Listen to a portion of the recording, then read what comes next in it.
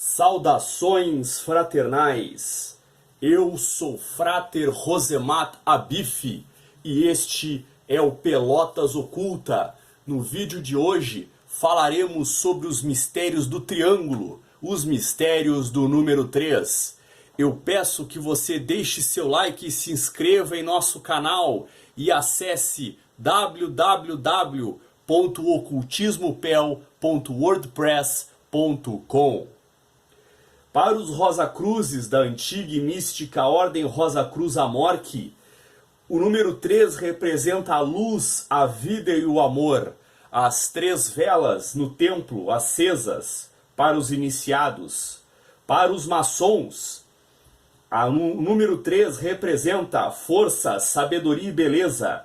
Aprendiz, companheiro e mestre. Fé, esperança e caridade. Esquadro, compasso e o livro da lei. Primeiro vigilante, segundo vigilante e venerável mestre. O sol, a lua e a estrela no teto do templo. As 3 pontas do triângulo do olho que tudo vê. As 3 rosetas no avental de mestre maçom. Os 3 graus simbólicos. As 3 batidas com malhete. As 3 luzes do altar. Para os judeus, representa as 3 orações, Shaharit, Minha e Arvit. A oração da manhã, a oração da tarde e a oração da noite. Os 3 patriarcas, Abraão, Isaque e Jacó. Os 3 misteriosos seres que visitaram o patriarca Abraão em sua tenda. Para os muçulmanos, o número 3 representa o mistério corânico de Alif Lam Mim. Os 3 livros, Taurat, Evangelho e Corão, a mensagem de Alá. Para os cristãos, o número 3 simboliza o Pai, o Filho e o Espírito Santo, a fé, a esperança e a caridade, o galo cantando 3 vezes para o apóstolo Pedro, os 3 pregos da cruz, o caminho, a verdade e a vida, que simbolizam Jesus. Para os martinistas, a ordem tem 3 graus, associado, iniciado e superior incógnito. Para os egípcios, Ísis, Osíris e Horus. Para os hindus, Brahma, Vishnu e Shiva. Para a Cabala, as 3 colunas, as 3 Sefirot superiores, Keter, Chokhmah e Binah. Para um dia, manhã, tarde e noite. Para as pirâmides, Kéops, Kéfren e Miquerinos, pai, avô e filho. Para os alquimistas, o sal, o enxofre e o mercúrio. Para o hermetismo, Hermes era Trismegisto, pois Hermes Trismegisto dominou as 3 partes da sabedoria de todo o mundo. Hoje falaremos sobre os mistérios do número 3, o poderoso triângulo. O número 3 é o somatório de 1 mais 1 mais 1, ou o somatório de 2 mais 1. O antigo filósofo grego Pitágoras postulou que o significado por trás dos números era profundamente significativo. Aos seus olhos, o número 3 era considerado o número perfeito, o número da harmonia, sabedoria e compreensão. Era também o número do tempo, passado, presente e futuro, nascimento, vida e morte, começo, meio e fim. Era o número do divino. 3 costuma ser o número mágico nos contos de fada. E isso certamente soa verdadeiro na produção da visualmente suntuosa e poderosa e magnífica flauta mágica de Wolfgang Amadeus Mozart. Na flauta mágica, o príncipe encantado Tamino é resgatado de uma grande lagosta laranja por 3 damas, servas da rainha da noite, vestida de babás ou governantas, marcando o início de sua jornada de autodescoberta e iluminação. Durante sua busca, ele é guiado por 3 meninos que o levam ao templo de Sarastro. O número 3 também está associado aos maçons, dos quais Mozart e seu libretista Schikaneder eram membros. E o tema 3 aparece repetidamente na peça, tanto no palco quanto no fosso. A abertura da ópera é escrita em Mi bemol, maior, que tem 3 bemóis e começa com 3 gestos cordais, imitando a batida secreta que os maçons teriam usado em Viena na época para obter acesso às suas lojas. Para se entender a tríade de Osíris, Ísis e Horus, que cultivava a vida no Egito, partimos do pressuposto da representação de cada um. Osíris representando com a coroa do baixo e alto Nilo e com os braços cruzados, onde de um lado ele tem um chicote, de outro um gancho, é a própria ideia do eu, aquele que permanece além dos tempos.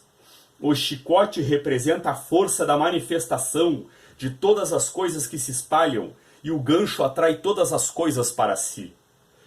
Osíris, o eu sou através dos tempos. Ísis é a grande mãe associada à matéria, o trono onde se assenta o espírito e a manifestação de todas as coisas que acontecem. Ao mesmo tempo que Osíris é a meta e o destino, Ísis será o caminho, o amor onde todas as coisas surgem e onde tudo se unifica em um centro. Ísis tem uma escada no topo de sua cabeça, que representa a ideia do caminho, o caminho ascendente para chegar em Osíris. Ísis é a lua reflete o sol, ela não tem luz própria, ela é o caminho para se chegar naquilo, por isso ela conduz o processo de mumificação, o processo de iluminação da experiência humana. Horus, filho de Osíris e Ísis, tem natureza dua, a natureza humana e divina. Horus tem um aspecto material concreto, onde todas as coisas se manifestam. O objetivo de fazer com que as coisas se realizem representa o poder do discípulo, a potência, a força, a coragem. Aquele que caminha em direção ao seu sonho, ele tem a missão de lutar com Set, seu tio, para resgatar suas condições de filho do rei. As esfinges ficam na frente da pirâmide, porque antes de entrar nas câmaras de iniciação, o homem deve conseguir dominar a si mesmo, ou seja, dominar o número 3, dominar o corpo, a mente e o espírito. Na Cabala, o número 3 se manifesta nos 3 pilares. De longe, a maneira mais importante pela qual as Sefirot são organizadas na Cabala é em 3 pilares, 3 colunas de Sefirot. O pilar da misericórdia, a coluna da direita, contém 3 Sefirot, Chokhmah, Chesed e Netzach. Cada uma das Sefirot nesta coluna está associada a uma qualidade conhecida como força. Na verdade, essa coluna também é chamada de pilar da força. Este é o componente masculino, ativo, expansivo, volitivo e experimentador. Em alguns sistemas ocidentais é o Yang, correspondente ao falo na união sexual. Quando estamos discutindo a Sefirot no pilar da misericórdia, sempre encontramos esses aspectos da experiência, em algum nível dentro deles. É descrito como misericórdia porque a expansividade das correntes subjacentes da Sefirot nesta coluna são conscientemente experimentadas como mais bem-aventuradas e libertadoras do que as da coluna seguinte. O pilar da severidade. O pilar da severidade, a coluna da esquerda, também contém 3 Sefirot, Binah, Gevurah e Hod. Cada uma das Sefirot nesta coluna está associada a uma qualidade conhecida como forma. Na verdade, essa coluna também é chamada de pilar da forma. Este é o componente feminino, passivo, receptivo e contido na experiência. Em alguns sistemas orientais isso é o Yin, corresponde à vagina na união coital. Quando estamos discutindo a Sefirot no pilar da severidade, sempre encontramos esses aspectos da experiência em algum nível dentro deles. É descrito com severidade porque a natureza restrita das correntes subjacentes da Sefirot nesta coluna são conscientemente experimentadas como mais restritivas e irritantes do que aquelas no pilar da misericórdia. O caminho do meio, ou o pilar do meio. A coluna do meio contém 4 Sefirot, mais uma Sefirah oculta, Da'at, que se encontra aqui, que discutiremos mais tarde. Kefer, Tiferet, Yesod e Malchut, ao contrário da Sefirot nas outras 2 colunas, as Sefirot aqui são um pouco diferentes e dependem de sua posição em relação às Sefirot nas outras colunas, nas outras 2 colunas. As Sefirot no pilar do meio tendem a refletir estágios equilibrados da experiência consciente, estágios que emergem de um equilíbrio, um fulcro entre a Sefirot da força, no pilar da misericórdia, e a Sefirot da forma, no pilar da severidade. Em níveis mais elevados da Cabala, ou seja, mais perto de Keter, a coroa, antes de mais nada, vamos discutir Keter brevemente. Keter está brilhando sozinho acima de todas as outras Sefirot. E isso indica que é um estágio estável da experiência da consciência além de qualquer ideia, de força ou forma. Isso se refere à consciência não dual, e também é chamado de consciência da fonte, ou ponto, nesse site. No entanto, a próxima é uma grande lacuna, que leva até Tiferet. Acima de Tiferet, em cada lado, estão 4 Sefirot. 2 no pilar da força, Chochma e Hesed, e 2 no pilar da fórmula, Binah e Gevurah. Este equilíbrio entre força e forma, entre Chochma e Binah, e Hesed e Gevurah, atua para criar a Sefirah que é representada por Tiferet. Assim, Tiferet é o estágio da consciência solar, emerge da dinâmica, força-forma da Sefirot acima dela. A próxima Sefirah do pilar do meio é Yesod, que corresponde à consciência lunar, que também é o estado usual da autoconsciência para a humanidade. Yesod emerge como resultado da dinâmica, forma versus força, entre pares de Sefirot, Chochma versus Binah, Hesed versus Gevurah, Netzach versus Hod. Assim, cada Sefirah no pilar do meio, além de Keter, é uma Sefirah emergente, da soma dos totais das interações das Sefirot, dualísticas acima dela, no pilares de força, misericórdia e forma, severidade. Malkut, a Sefirah final, representada no pilar do meio, é como Keter, única. É Keter refletido em um nível diferente, na verdade um ponto inferior, e como veremos, representa o acúmulo total, bruto, da dinâmica da forma-força, que deu origem às outras Sefirot. Ao longo do pilar do meio, e que leva ao momento presente, percepção por momento de uma realidade física. Isso, porém, é mais uma ilusão devido à ofuscação de empilhamento de arquétipos mais sutis em várias camadas de estágios de experiência consciente, enquanto o Keter representa a percepção consciente primordial livre da dualidade, Malkut é a completa ofuscação desse fato. É a consciência acorrentada sobre as influências da Sefirot acima dela, a tal ponto que as percepções da fisicalidade são o único ponto considerado real. Quase tudo na vida pode e é separado em um começo, meio e fim. Vivemos nossas vidas durante o nascimento, vida e morte. O tempo é medido por passado, presente e futuro. As dimensões do espaço que habitamos são medidas através da largura, comprimento e altura. Os estágios do Sol se movem durante o amanhecer, meio-dia e anoitecer. O ciclo do plantio de nossos alimentos também é triplo: planta, colheita e dormente. As antigas sociedades matriarcais reconheciam as 3 fases da lua: crescente, cheia e minguante. A própria deusa, na Wicca, tem 3 expressões: virgem, mãe e velha. O cristianismo é fundamentalmente baseado na Trindade, o Pai, o Filho e o Espírito Santo. Na Bíblia, Jesus ressuscitou após 3 dias no túmulo. A deusa suméria Inanna ressuscitou dos mortos após 3 dias e 3 noites no submundo. O antigo deus da galinha de Sumatra, Manuk, pôs 3 ovos, dos quais eclodiram os 3 mundos: o mundo superior, o céu, o mundo inferior, a terra, e o mundo do meio. Os 3 anéis borromeanos são um símbolo secular da unidade, são compostos por 3 anéis interligados. Mas se um for removido, os outros 2 se desintegrarão. Na astrologia, o planeta Júpiter vibra com a frequência dos 3. O terceiro signo do zodíaco é Gêmeos, onde o Sol navega de 21 de maio a 21 de junho. O número 21 é o somatório de 2 mais 1, 3. No desenho Os Cavaleiros do Zodíaco, o capacete da armadura de Gêmeos tem 3 faces: esquerda, direita e o rosto do próprio cavaleiro. No tarô, a carta número 3 é a Imperatriz. Enquanto nossos ancestrais viajavam pelo deserto, os antigos judeus, eles foram dispostos ao redor do tabernáculo, em 4 grupos iguais, cada grupo composto por 3 tribos. Qual é o significado de haver grupos de 3? Um número proeminente em nossa história e tradição. Alguns exemplos: haviam 3 patriarcas, Abraão, Isaque e Jacó. O Pentateuco, o Torá, ou a Bíblia hebraica, é dividida em 3 partes: Pentateuco, Profetas e Escrituras. Os judeus oram 3 vezes ao dia. Muitas estrofes em hebraico das orações são repetidas 3 vezes. Abraão foi visitado por 3 anjos após sua circuncisão aos 99 anos. A Torá foi dada no 3º mês do calendário judaico por Moisés, o 3º filho de seus pais. Uma conota singularidade absoluta de Deus é um.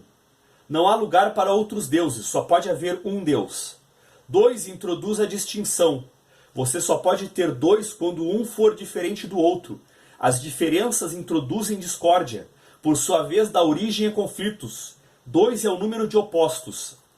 2 também é o número da finitude, enquanto 1 é global, ocupando todo o espaço, porque não há outro cujo espaço deva ser desocupado. 2 são, por definição, finitos. Há um ponto em que termina e o outro começa. O alfa e o ômega, o início e o fim.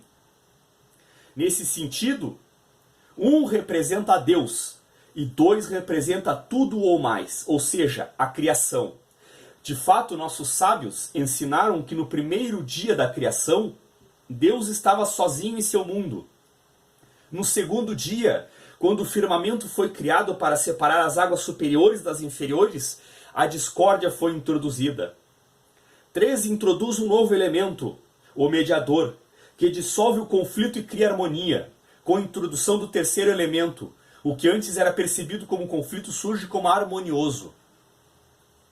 No 3º dia, Deus juntou as águas mais baixas e a terra seca apareceu, separando a água da terra seca. Esse ato demonstrou que a separação nem sempre é negativa. As diferenças podem ser catalisadores para melhorias. Neste caso, a separação das águas no 3º dia de Gênesis tornou possível a terra seca, um resultado que não poderia ser alcançado se a terra e a água permanecessem como estavam. O 2º dia introduziu diferenças e na superfície parece entrar em conflito com a uniformidade do 1º dia. Mas o 3º demonstrou que às vezes é por meio da separação e distinção que os objetivos da unidade são promovidos. 3 é, portanto, o número da resolução e reconciliação. Vamos levar isso para outro nível. 1 representa a Deus, 2 representa o conflito, ou a próxima criação, considerando que Deus era a única existência antes da criação. Agora parece que ele deve compartilhar espaço com o universo que ele criou, o qual, se verdadeiro, diminuiria sua singularidade. Ele não estaria mais completamente sozinho, não seria mais a única peça na cidade. Agora existe um universo com o qual contar.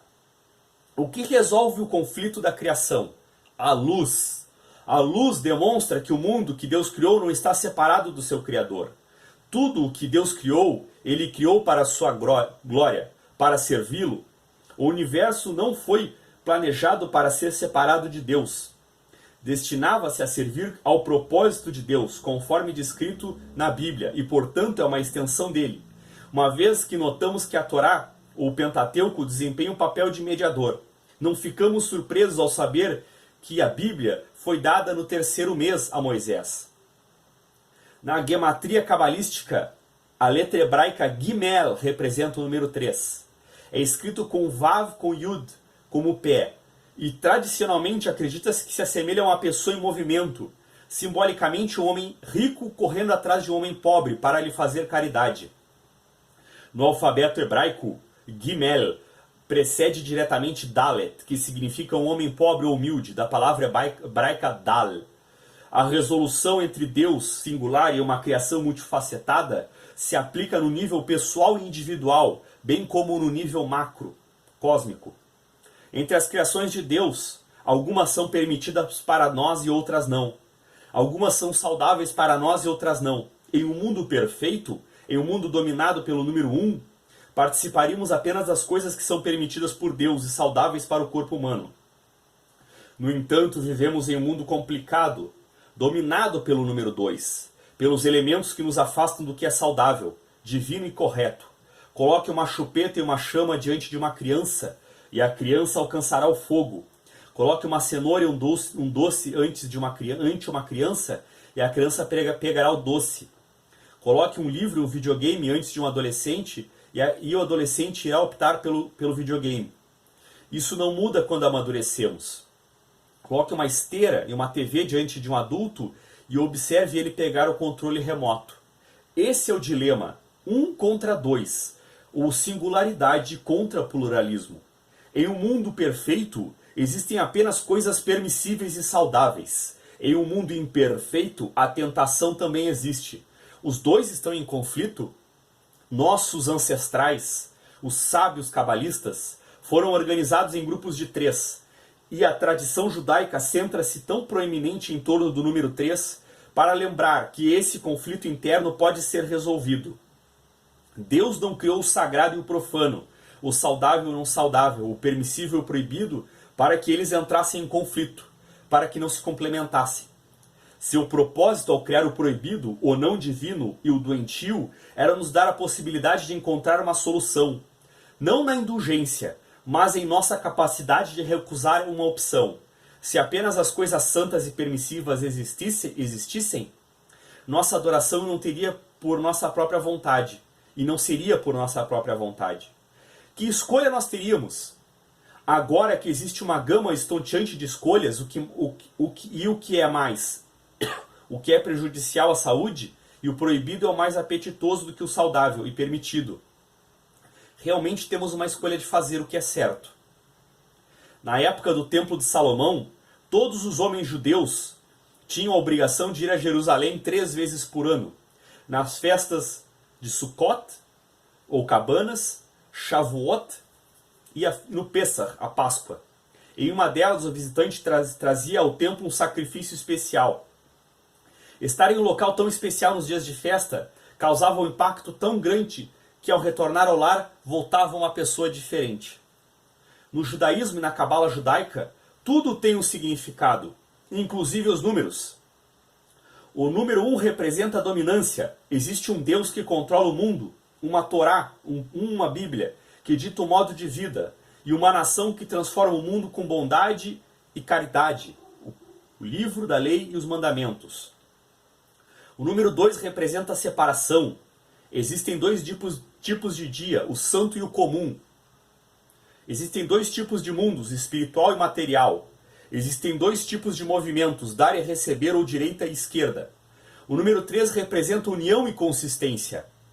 A Bíblia é composta por 3 partes, Torá, Nevim e Ketuvim, que nos foram dadas para atrair e efetivar a paz no mundo. Também representa a consistência, algo que é feito 3 vezes. Torna-se um hábito, a probabilidade de durar mais tempo. Alguns dias atrás, eu encontrei uma pessoa que me disse que havia comprado recentemente um par de filactérios, um judeu. Perguntei se ele usava. Ele disse para mim que são para ocasiões especiais.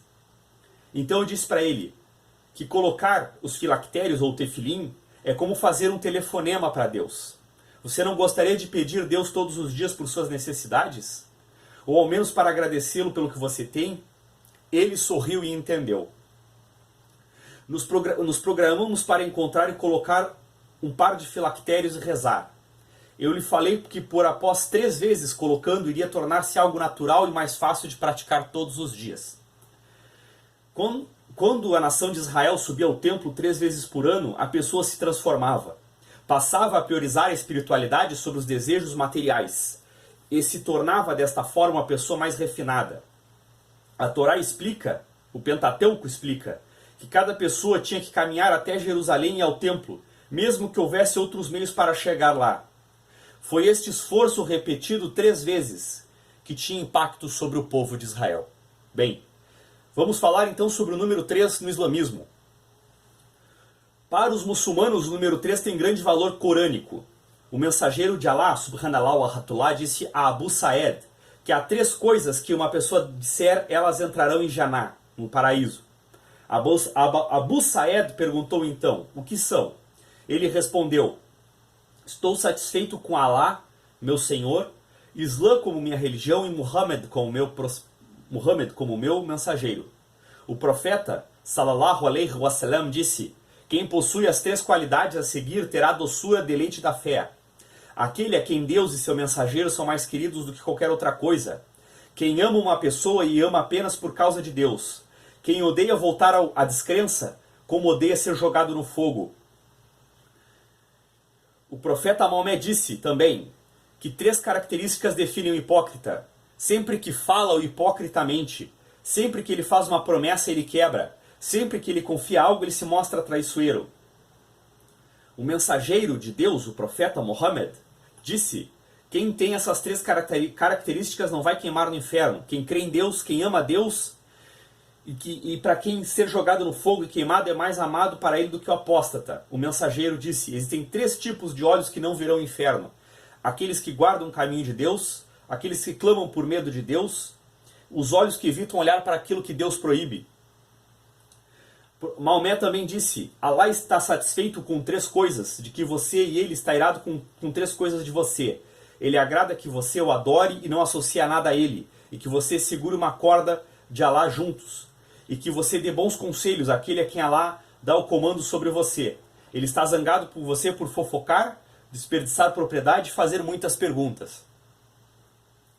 Já na Rosa Cruz, o que se pode concluir é que, para os Rosa Cruzes e para todos os místicos e outros povos, um dos números fundamentais do universo é o 3, a lei do triângulo, muito anterior à doutrina da Trindade, melhor, coexistente com ela, está presente desde sempre em todo o universo, e assim, por via de consequência, regula e ordena a composição e a manifestação da matéria, bem como a expressão das energias de nous e psíquica.